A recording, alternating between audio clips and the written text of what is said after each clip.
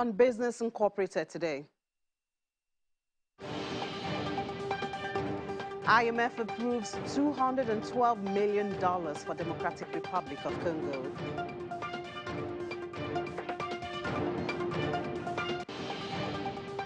International Finance Corporation partners businesses in Kenya.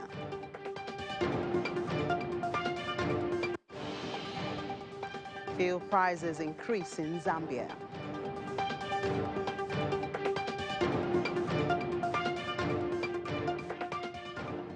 Welcome to the final edition of Business Incorporated for this week. I'm Imi John Mekwa.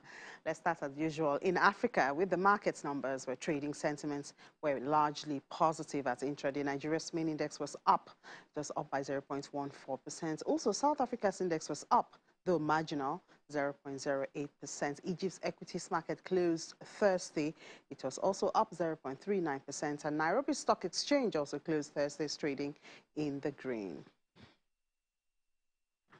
We move to the Middle East now, where major equities closed yesterday on Thursday, mostly positive. The Abu Dhabi index closed 0.42%. Also, Dubai's index closed up 0.56%. And still within the region, Saudi Arabia closed higher. It was over 1% and 0.5%, while Qatari index, which was not left out of the gains on Thursday. European markets retreat on Friday morning as concerns persisted about the spread of Omicron COVID-19 variant and inflation outlook. Well, we have Chelsea, who has a whole lot more to tell us. First, hello, Chelsea. We've made it to the end of the week, central bank decisions week, we might call it. European Central Bank looked to set to be laggard in terms of withdrawing monetary policy. What would this mean for the EU economy going forward?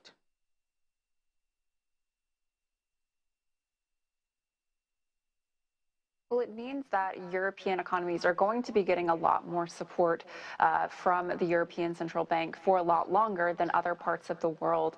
For some countries, that is going to be very good news. For example, Italy and Greece, as we've discussed, are very indebted. They're very dependent on the European Central Bank buying their bonds, for example, to keep interest rates low for them. So for them, that will be a real benefit if the ECB does continue with this ultra-loose policy for the next year.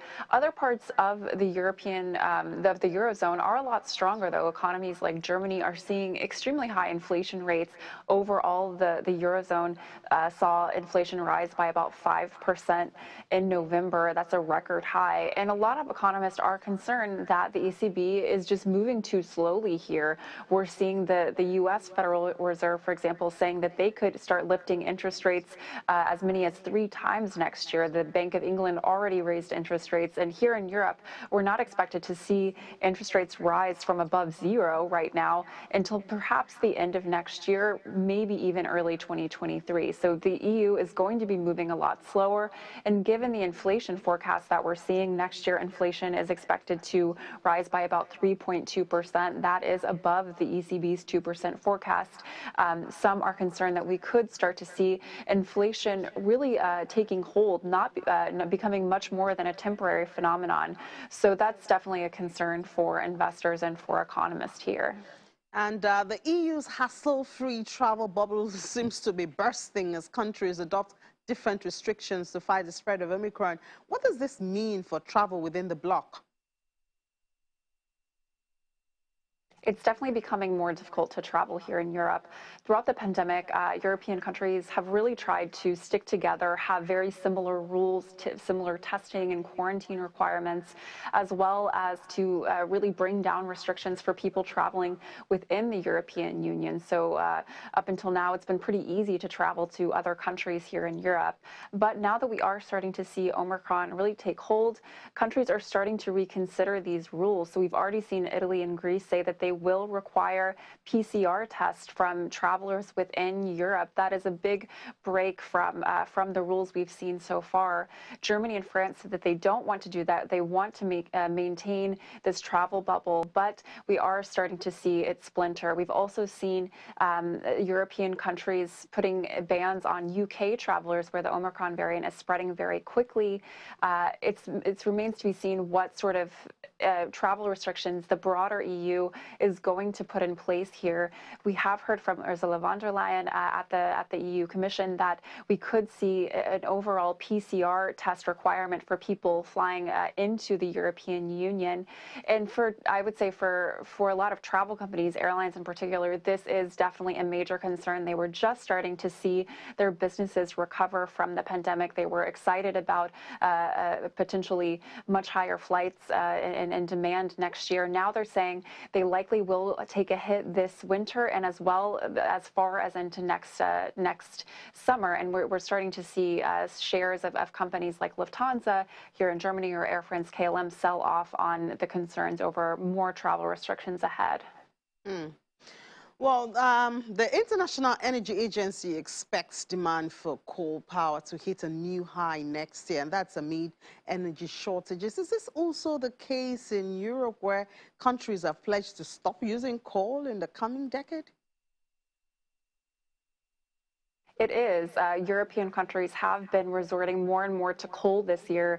And the reason for that is, A, because we've seen demand for electricity, for power, really pick up this year as economies have recovered from the pandemic. But the issue is that we don't have enough natural gas, and there isn't really enough oil at this point either. So a lot of countries facing these energy shortages of other fuels are starting to resort more to coal. The other problem that we've been seeing here in Europe and also in the UK is that renewables production has been lower than normal. That's in part due to things like slow wind levels in areas where we have a lot of wind turbines. But all of this means that coal is becoming a bigger part of our electricity mix. Here in Germany, coal accounted for 32% of power production in the third quarter. That's compared to 26% a year ago. So that's a 6 percentage point increase. And this is a country whose new government just decided that they will phase out coal by 2030. So this is a major concern for environmental activists in particular. We're supposed to be moving away from coal, but we're actually moving more in that direction right now. The problem is that there isn't enough renewables to really take up the slack, especially as countries like Germany start to phase out nuclear power. But in total, the worldwide demand we're seeing for coal is coming from China, from India, from the U.S., and here in Europe, it is expected to be mostly a temporary phenomenon once renewables get back up to previous levels. Once natural gas starts flowing again, there is hope that these coal production plants will start being phased out once again. Yeah, very hard decision for the government there, balancing power and, you know, the need to move away from coal and other fossil fuel. Thank you so much, Chelsea. Enjoy your weekend. We'll move over now to the U.S., where stock features were negative in early trade Friday morning as investors digested a trading day in which tech names struggled and dragged the rest of the market down with them. Features on the Dow Jones Industrial Average were down 38 points, while S&P features fell 0.35%, and Nasdaq 100 features were down almost 1%. In regular trading on Thursday, the tech-focused Nasdaq Composite fell 2.47% for its worst day since September.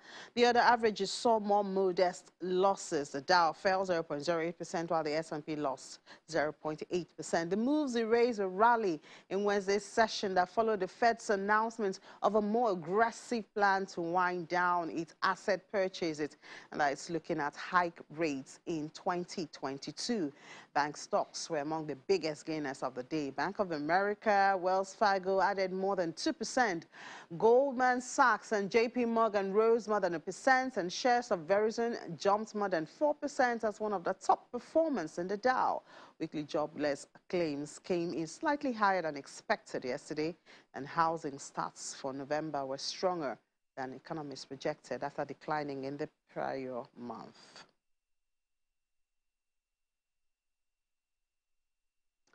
Let's move from there to South Africa. Their Fitch Ratings unexpectedly upgraded its outlook on South Africa's credit rating, providing some respite as the nation grapples with the economic damage wrought by a fourth wave of coronavirus virus infections.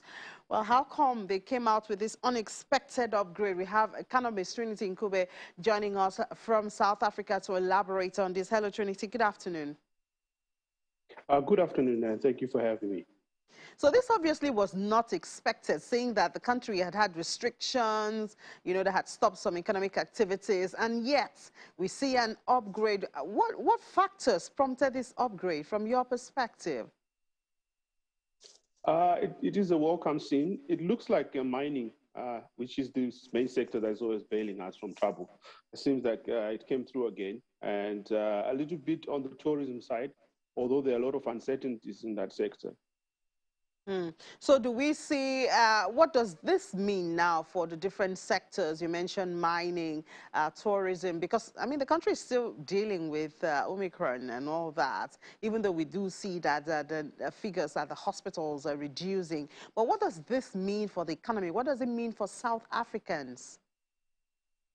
That's an excellent question. So, we're dealing with an issue of jobless growth. So if we have a little bit of growth, it doesn't really translate into higher standards of living for the rest of South Africans. For example, if we have a 3% growth in the economy, it only benefits the people that are already owning the factors of production. So it's a great question in the fact that just last month, we had some statistics pointing towards the fact that we might actually be having half of the economy not working, almost 50% of the people are not working, as well as we are dealing with very high fuel costs that are translating into everything. I mean, food items, transport, and so forth.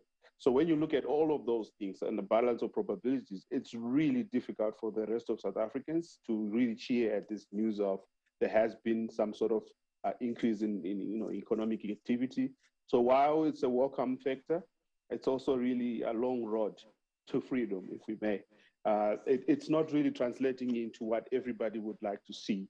A lot of people are losing jobs. A lot of people are not working. A lot of people are facing high cost of living. So in a nutshell, it's really not great, but it's something to cheer about if we are being upgraded in some way. Yeah, well, something to cheer about. But, you've just painted like a gloomy picture. What's the government saying about these things? Are there some kind of efforts to provide succor for the people? Absolutely. I mean, the medium-term budget that was just announced by the finance minister a week or so ago pointed to the fact that, you see, we're still relying a lot on the social spending. So it's putting a lot of pressure. It's trying to get the really poor people into the middle income sectors. But it's really not going to happen if we do not have long and sustainable economic programs that gets everybody into work, that gets everybody into businesses. So yes, there's some effort there, but I think it's going to take more than government effort. I think what the government must do is try and facilitate a conducive environment to do business for people, for ordinary people, for even foreign, African foreign internationals. They have a lot of thriving businesses here. Let people work together in such a way that everybody can prosper. So at the moment, it's government trying to do everything with a paternalistic view that we will do everything for the, you can't have that. You have to have ordinary people working and not relying on government. All right, Trinity Nkube, thank you so much for sharing your thoughts with us and bringing us up to date on the latest upgrade by Fitch on South Africa. Have a lovely weekend. You too. Thank you so much for having me once again. We'll take a break now. You're still watching Business Incorporated. When we come back, we have more stories for you from the African continent. Join us again.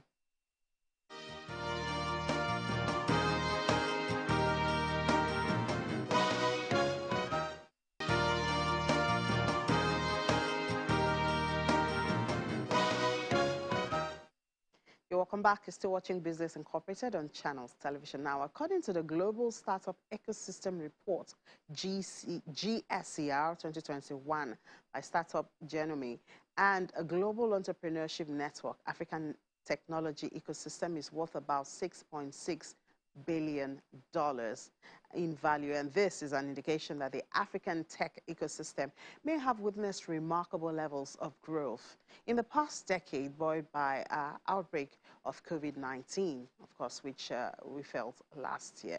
But is the continent maximizing the opportunities inherent in the system? We have Ajibola Odukoya, Chief Operating Officer of AfriLabs, joining us from Abuja to share his thoughts on this. Hello, Ajibola. Good afternoon. Good afternoon. Thank you very much. Good to have you. So it's been said that Africa is not doing badly at all, and the market is even booming when we talk about the, the tech ecosystem. But are we maximizing the opportunities in this system at this time? I would say we're beginning to identify the opportunities. We're definitely not maximizing it at the moment. Okay. Young people are just, moving into the fore. A lot of people are starting to believe in our population. They've seen our actions abroad. Every time an African goes abroad, they excel. So the world is paying attention to our human resource, especially our women. African women are amazing. They're responsible for 70 to 80% of trade in some places in Africa. So, we're starting to embrace that whole ecosystem as a culture. Also, we've seen that we have high capacity for problem-solving skills. We are adaptable. Whatever environment you put us in, the continent is multilingual. So even if you put us out of the continent, we can adapt to different types of cultures. And this is related to Africans. And also, government also is waking up to the fact that, the young people are driving things. Technology is also driving things by influencing startup bills. And in 5 different countries, AfriLabs has helped in that. Tunisia, for one, is doing fantastic with the government. For example, the government gives opportunity for people, whether you're working in the public sector or private sector, to go on leave to start pickup, and they guarantee your old job back when you come in. So these are the types of opportunities that are going on, and we can see that interest is booming in that area. So the more interest, the more light is shared on it, the more opportunities come in. So I'm not surprised $6.6 billion this year. We can do more next year. Okay. We'll certainly look forward to doing more. Well, tech startups have this challenge of funding, because you need to grow, you need to start a business and things like that. How can key players in the African tech innovation community address this funding challenge and some other inherents in the system? Yeah, the funding challenge is really caused by the educated few Africans. It's a lack of education of the educated. If our money comes in from foreign sources, they will be using their money to push in foreign agendas. So we need to wake up as Africans. We need to start investing in our own startup ecosystems. Look at the facts. Most of our unicorns are foreign funded. Most of the funding comes from Europe, 70 to 80%. So they're just pushing their agendas and we'll end up being consumers again. So we as Africans on the continent need to start, putting our money where our solutions are. We can start building solutions for African problems. So in response, AfriLabs has opened a co-matching fund with ABAN, that's the India Business Network in Africa, to create a $1.5 million fund to help Africa build African solutions. So the funding really needs to come from the continent. We can't create a hand-me-down process when it comes to technology. Technology is the leveling playing field. I believe Africans have the money, we have the numbers, so even if we're investing little, but based on the multiplying effect of our population, we can reach these gaps. The funding gaps can be reached by Africans. And I think it's time for us to also close the door on foreign investment and start building our own investment from within. We can drive our own agendas and stop creating innovations that are for the first world. We need to start creating innovations for ourselves. There's some basic needs that have not been addressed. But what you see is a lot of startups are going to an advanced level to create solutions that are not even needed in our environment because the money is not coming from our environment. So those are things we really need to look at. Yeah, well, sounds like looking inwards there. Well, let's have your projection briefly now. Your projection for the near future when we talk about opportunities, when we talk about innovations in this space. Okay, so projections, we can't even project the impact of African innovation in the world. This is put on tap. We have innovations that have happened non-digital for hundreds of years. There's some villages that have perfected certain things that the world has never seen. I'll give an example. Two Igbo boys from the US came for Christmas to, spend Christmas in Nigeria. They spent time in the village. They found that midwives, when children are given birth in the village, from the first cry, the midwives can know whether the child has a defect or not. So they digitized this process, did algorithms on it, took it back to California, and built a solution that is used in the US by doctors. So when a baby is born, through the first cry, there's a device that would listen to the cry and generate data to see if the baby is sick or not. This is an innovation that the world has never seen before, but it has been happening in this village in Africa for over 300 years. So the world is really ready for us to bring our own ideas to the table. Innovation is not taking a solution that works in America and localizing it to Africa. That is not innovation. You're just rebranding. So if we really took an innovation, it is time. It is time for us to bring our own things that no one has seen before. We have them. So let's digitize our own local ideas. Also, policy change. We've seen African governments increasingly embracing and create an enabling society for tech to grow. You can see Lagos State, you can see in Tunisia, you can see in Senegal, in South Africa. It's starting to move because governments can now see the benefits. What happened in the past was startups were moving very fast, leaving government behind. So now with AfriLabs, we do a lot of policy advocacy for government to actually understand the advantages of promoting a startup culture or an innovative culture. Now you can now tax startups. They're coming into the formal sector. The government can actually see the benefits of this. All So, right, it's a win-win for everyone. Yeah, well, I guess the thing there is for us to believe, as Africans, to believe in ourselves, and project that to the world. Thank you so much, Ajibola Odukoya, Chief Operating Officer of AfriLabs. Thank you very much. So moving on now, the International Monetary Fund Executive Board has approved the immediate release of more than $212 million to back up the international reserves of Democratic Republic of Congo. The conclusion of the first review under the extended credit facility arrangement enables the immediate disbursement of $212 million to reinforce international reserves, giving downside risks to the domestic and global economic outlook and recovery.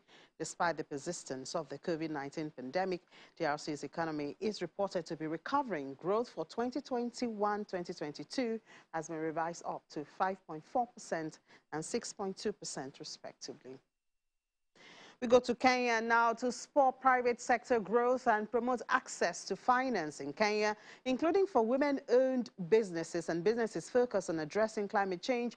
IFC has announced that it's partnering with Bank of Africa Kenya. Through the partnership, IFC will enter a risk-sharing facility with BOA Kenya that will help the bank scale up lending to small and medium-sized enterprises. The facility will cover 50% of losses on all eligible loans that BOA Kenya extends to SMEs up to the equivalent of $5 million in local currency. And in Turkey, the third Turkey-Africa Partnership Summit has begun with a meeting of high-level government officials, and it's holding in Istanbul. Nigeria's President Muhammadu Buhari, who is attending, will be following up on a similar visit by the president, who's recently visited Nigeria, during which several arrangements and agreements in the fields of energy, defense, industry, mining, and hydrocarbons were signed to expand existing bilateral ties. Well, Turkish president will hold meetings with counterparts on the sidelines of the summit. The summit is to ensure the transition of strategic ties between Turkey and African Union, as well as African countries, to a new stage. The theme of the summit is Enhanced Partnership for Common Development and Prosperity. And in Zambia, the government has increased fuel pump prices, that is, create subsidies to secure a bailout from the International Monetary Fund. The government has been spending about $67 million in subsidizing fuel per month. Well, there would be no fuel subsidy in the 2022 national budget. Gasoline and diesel rose respectively by 20% to about $1.29 per litre and by 29% to 20 kwacha per litre effective today.